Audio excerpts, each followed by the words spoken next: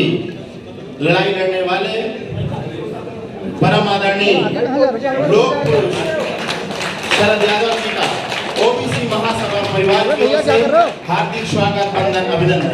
मैं राष्ट्रीय core committee सदस्य से निवेदन करूंगा कि आप आए और ऐसे महानायक का सम्मान करें।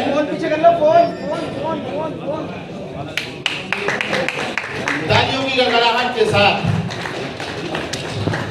दादा भागे जार में आगे आए हूँ फिर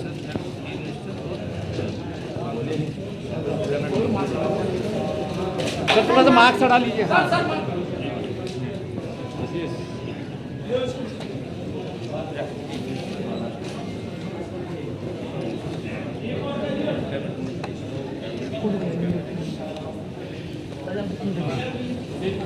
अरे भाई शॉर्ट्स ले लो यार, रुक जाओ ना भैया।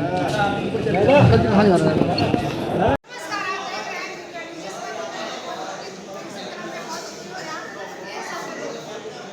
छत्तीसगढ़, बिहार और दिल्ली के और कई देश के लोग यहाँ पर गणना के लिए अपना अधिकार मांग रहे हैं और यहाँ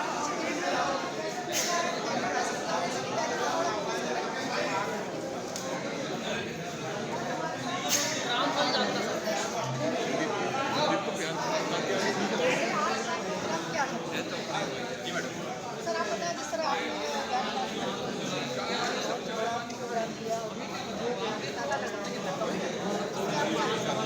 देखिए मैडम, मैं सबसे पहले मैं कहना चाहूँगा कि ओबीसी समाज में जो जागृति आई है तो मैं सबका धन्यवाद भी देता हूँ कि इसी तरीके से अगर जागृति कंटिन्यू आगे बढ़ती रही तो वो दिन दूर नहीं होगा जो ओबीसी का पूरे देश में शासन होगा और ओबीसी का हर अधिकार ओबीसी के हाथ में होगा। ये मुझे पूर्ण विश्वास है और आप सभी लोगों का सहयोग मिलता रहा, मीडिया सभी साथियों का सहयोग मिला, तो मैं ज़्यादा नहीं तो कुछ ही समय में ओबीसी अपना पूरा अधिकार पूरे देश को प्राप्त करेगा। ये आप सब मीडिया का सहयोगी है और पूरा ओबीसी समाज इसका साथ है। मैं बार बार यही कहना चाहता हूँ सरकार को, मेरा यही कहना था कि आप लोग हर चीज़ की गणना करते हैं लेकिन ओबीसी समाज की जातिगत जनगणना क्यों नहीं होती है। मेरा उद्देश्य है कि जातिगत जनगणना होनी चाहिए, ये मेरा सरकारों से यही कहना है। ओबीसी को किसी भी प्रकार से जो हमारे जो चाहे कोर्ट में हो रिजर्वेशन, चाहे शिक्षा में हो, आर्थिक स्थिति पे जो हमारे लोगों को गुमराह किया जाता है कि आर्थिक स्थिति पे रिजर्वेशन होना चाहिए।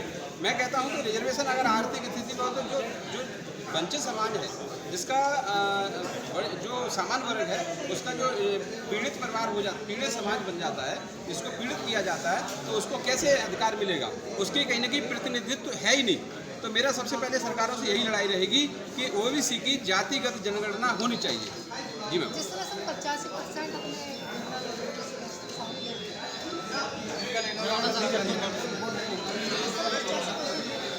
अभी तक देखिए मैम, ये आंदोलन होने वाला है।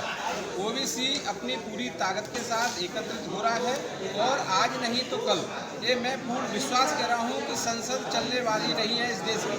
ये देश का मालिक ओबीसी है और ओबीसी ही रहेगा।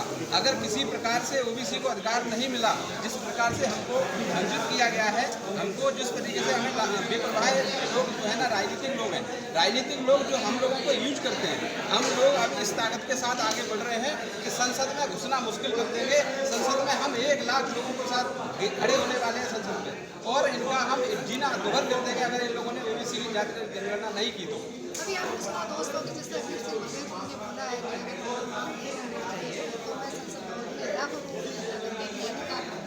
मेरे साथ धर्म सिंह बघेल सर और उनसे बात करना आज आपके माध्यम से मैं बताना चाहता हूँ कि ओबीसी महासभा दिल्ली के तत्वाधान में अभी बहुत बड़ा प्रोग्राम आप माननीय प्रतिनिधिमंडल की जयंती पर हुआ है। मैं आपके माध्यम से प्रतिनिधिमंडल साहब की जयंती पर तमाम देशवासियों को हार्दिक शुभकामनाएं देता हूँ। आज ओबीसी जिस तरह से हमारा 72% करीब ओबीसी है, तो सबसे पहले जो अधिकार हमें संविधान के अधिकार भी दिए गए हैं, जब से ये संविधान लागू हुआ है 27% रिजर्वेशन हमको दिया गया है, लेकिन बहुत सारे राज्यों में 27% रिजर्वेशन नहीं दिया गया है। सबसे जो संवैधानिक अधिकार हमारा मांगने का है, जो रिजर्वेशन हमें 27% दिया है वो बहुत सारे राज्यों में नहीं दिया जाता है।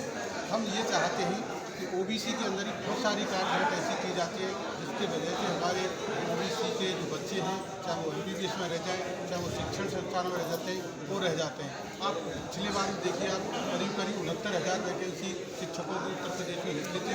यहाँ से जब ओबीसी के लोगों ने जब उसको एनालिसिस किया, करीब 4,000 लोग ऐसे पाए गए जो ओबीसी के रहते हुए भी उनको वंचित कर दिया गया था। उसी तरह से हम चाहते हैं कि ओबीसी की जो भी हमारे अधिकार हैं, वो हमारे अधिकार पूर्ण रूप से संवैधानिक है, उनके लिए हमें प्राप्ति हो। और हम तमाम सरकारों से ये चाहते हैं, चाहे वो केंद्र की सरकार हो, चाहे वो राज्य की सरकार हो। हमें एक बात बताइए जनाब कि ओबीसी, आप ओबीसी का लेकर महासंघ हुआ, तो ओबीसी के साथ में आप अपने आप हिंदू मानते हैं क्या? हम बिल्कुल हिंदू हैं, इसमें कोई दो राय नहीं है। अच्छा, लेकिन जिस तरह से तमाम हिंदुओं को 4 वर्णों में बात किया गया है, एक सवर्ण है, एक पिछड़ा वर्ग है, एक अनुसूचित जनजाति है, एक अनुसूचित जनजाति है। इस तरह से तमाम चीज़ों को इस तरह से बांट दिया है। तो अनुसूचित जनजाति की जनगणना हो सकती है, अनुसूचित जाति की जनगणना हो सकती है, आप सवर्ण की जनगणना हो सकती है, तो हमारे ओबीसी की जनगणना क्यों नहीं हो पाती? ये भी हमारे पूछने का तात्पर्य है कि जैसे आप अभी आप गर्व से कहकर हिंदू है, जब ब्राह्मण जो ये कहता है, मनुस्मृति जी कहते हैं कि हिंदुओं के 3 कौम है, ब्राह्मण, क्षत्रिय और वैश्य, बाकी सब शूद्र है, तो फिर अपने आप हिंदी किसी तरह से कहते हैं और कहाँ तो आपको इसका सम्मान देते हैं? हिंदू एक विचारधारा है, और ये बहुत सारे महापुरुषों ने कहा भी है कि हिंदू एक धर्म के साथ साथ आरक्षण को बढ़ाने की बात होनी चाहिए।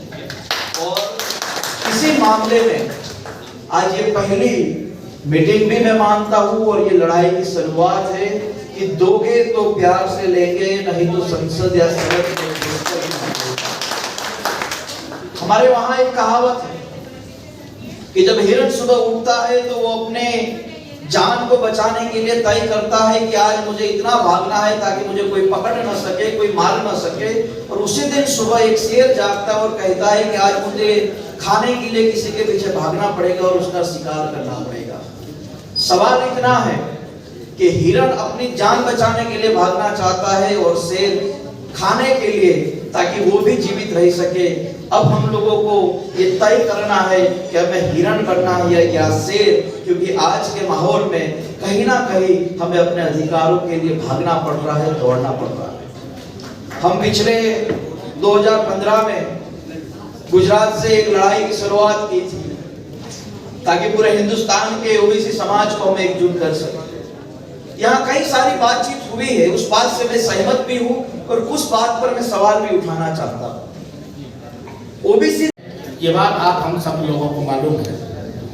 आज ओबीसी की इतनी बड़ी आबादी है, इस देश में SC ST और ओबीसी 85 की संख्या में है, और आज उसी 85 की संख्या के वाले समाज के साथ शासन, प्रशासन, भूमि, व्यापार, राजनीति, संस्कृति में उसके साथ क्या अन्याय हो रहा है, ये हम सब लोगों ने आंकड़ों के माध्यम से देखा है।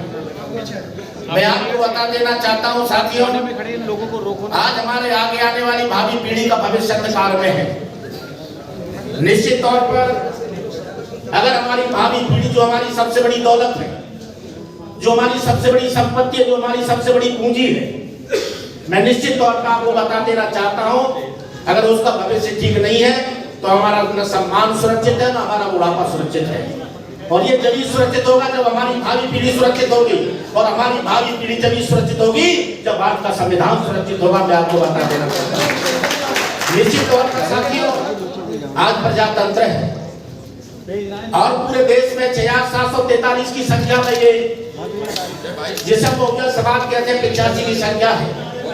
मैं निश्चित तौर पर आपको बता देना चाहता हूं साथियों, मैं जिस जिले से आता हूं, इस समाज के साथ में क्या अन्याय किया गया है। कभी ये समाज इस देश का हुक्मरान हुआ करता था, इनकी रियासतें थी, इनके रजवाड़े थे, इनकी आबादी कानून हुआ करती थी, लेकिन इस समाज को शिक्षा से दूर रख करके और इसके ऊपर तमाम सारे अनर्गल कानून थोप करके इसको हमेशा हक और अधिकारों से वंचित रखा है। हम लोग बड़ी संख्या में पूरे देश के अंदर में, और मैं जिस जिले से आता, हमारी मांग है, जो ओबीसी महासभा की मांग है कि देश में निवासरत सभी जातियों की जनगणना कराई जाए और जनगणना कराने के बाद उसके आंकड़े प्रकाशित किए जाए।